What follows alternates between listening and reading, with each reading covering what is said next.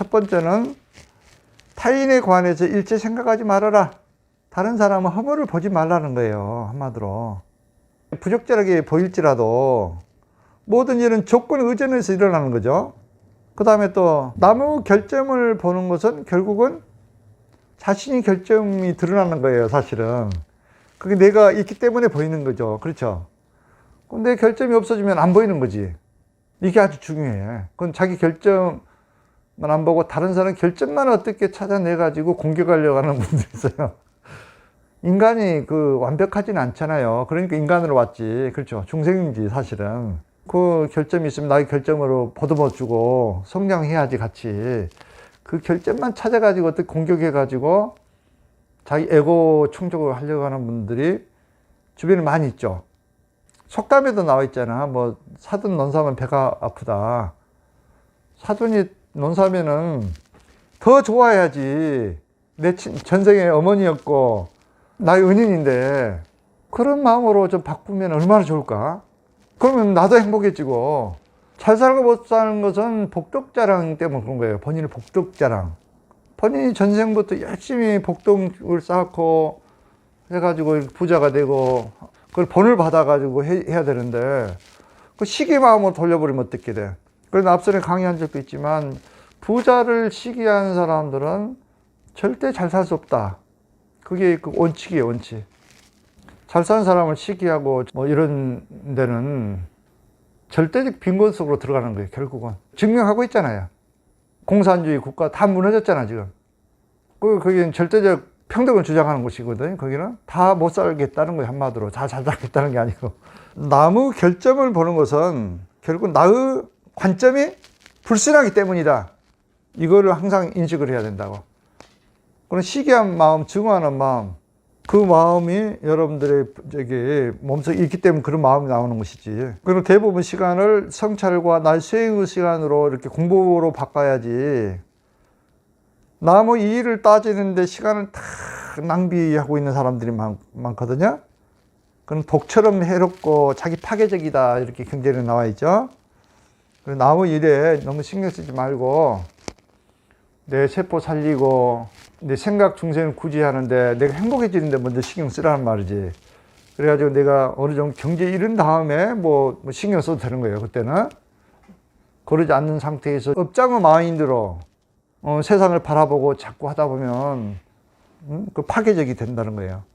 여러분들이 생각이 옳다고 주장하는, 나의 생각이 옳다고 주장하는 거잖아요. 결국은 뭐 경쟁이라든가 싸우는 거 보면 여러분 생각이 옳은 게 하나도 없어요. 견성하지 않는 사람 생각은 다 중생 생각이기 때문에 에고 생각이거든, 결국은. 그래서 그 자기 마음을 내지 말아야 된다고, 여러분들은. 의견을 내지 않는 게 좋아. 그럼 그 에고 충격 때문에 다른 사람들이 엄청 손실을 볼 수가 있는 거예요. 그래서 명심해야 될 것은 타인의 일에서 너무 지나치게 생각하지 말라. 이게 첫 번째 원칙입니다. 두 번째, 재물과 명성이 찾아오거나 불행이 찾아올 때는 이렇게 대처하라고 그랬죠. 그때 자만하지 말고, 너무 자만하지 말란 말이지. 그 명성과 재물과 자만하지 말고, 일체는 덧없고, 여러분들 죽을 때 그 10원짜리 하나 못 가져가고 100년도 못 살고 다 가는 삶이잖아요. 덧없죠. 또 견실하지 못하는 거예요. 하루아침에 다 무너진단 말이지.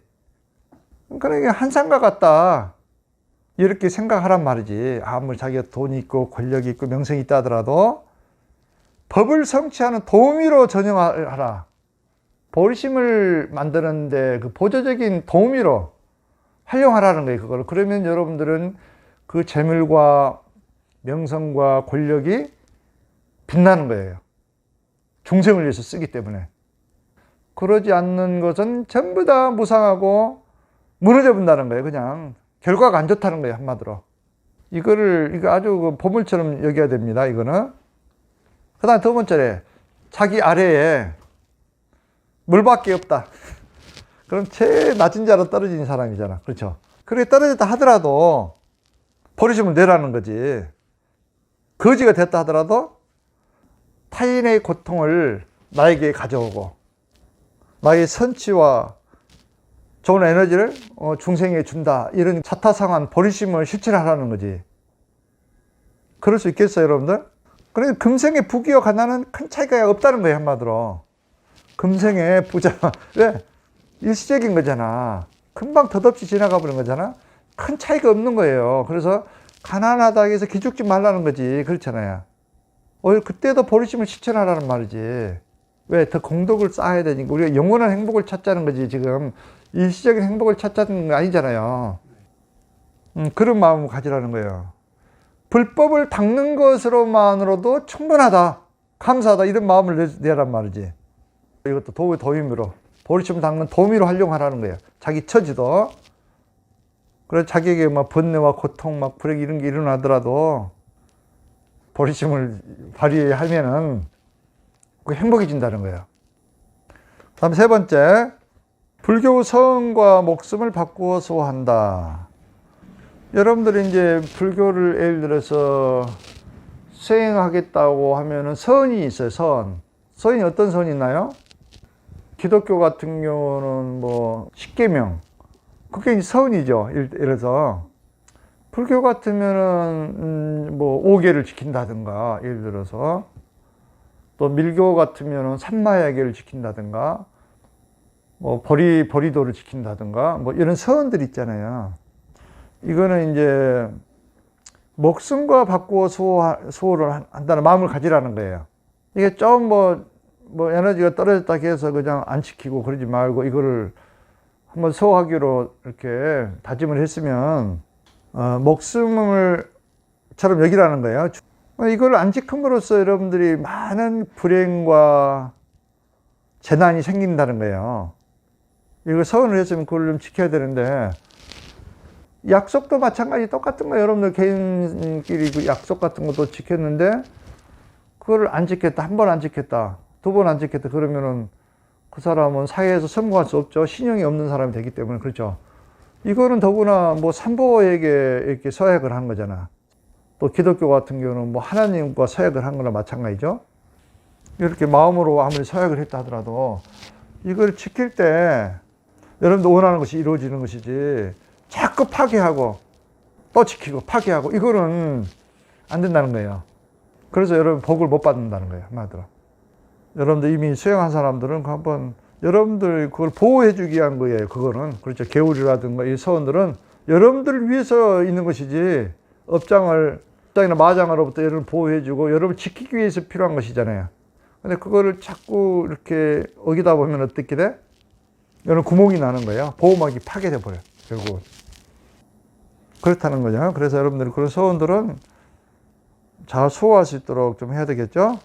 특정인에 대해서 항상 닦아라, 이 말은 여러분들이 그 보리심을 닦을 때 특정인이 있죠. 자기 가족, 이게 특정인이에요. 또 자기가 경쟁자가 된 사람들 있잖아. 자기 화를 많이 내게 만들고 애고를 일으키게 하는 사람들 있잖아. 이 사람도 특정인이라고. 나를 해치는 사람들 있잖아. 나를 모함하는 사람들, 이 사람도 특정인이라고. 또 내가 그 이상하게 미워지는 사람들이 있다. 미워지는 사람, 이 사람도 특정인이고. 또 뭐 아사리, 뭐 스승, 부모님, 뭐 은혜가 자중하는 이들도 특정인이죠.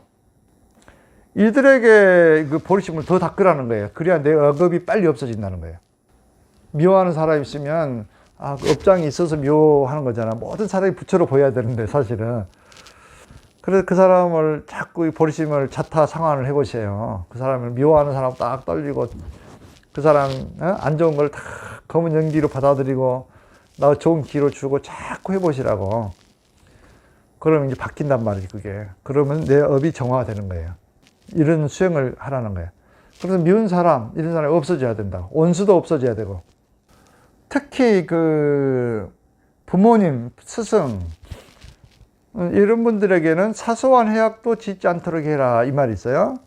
비록 작을지라도 이게 이숙의 가부가 무겁기 때문에 별도로 특별히 닦아야 된다. 사소한 것도 부모님에게 마음 상처를 입히지 않도록 효도를 하라는 거예요, 한마디로. 여러분들은 이제 철이 없어, 수행 안 했을 때는 철이 없어가지고 말도 함부로 하고 불효도 많이 했을 거예요.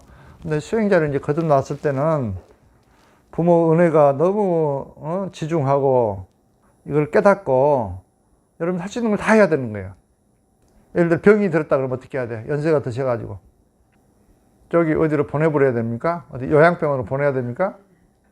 마지막에 어쩔 수 없을 때는 보내드릴 수도 있지만 직접 여러분들이 가서 대소변도 갈아드리고 그런 마음을 내란 말이에요. 마음을. 여건에 따라서 다를 수가 있겠지만 그래야 여러분들이 이제 복덕을 쌓는 것이지.